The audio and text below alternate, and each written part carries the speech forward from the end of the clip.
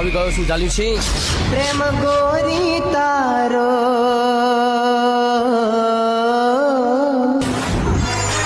હા મને પ્રેમ થઈ ગયો છે અને હવે હું તને કોઈ પાકાની પાણી નહીં થવા દઉં. શું કરી લઈશ તું? ઉઠાવી જઈશ તને, આગ લગાડી દઈશ આ દુનિયાને. કોઈનો ડર નથી લાગતો? તને મેળવવા માટે મોત પણ આવી જાય તો મંજૂર છે મને. એ ન ભૂલ કે આ રાજસ્થાન છે.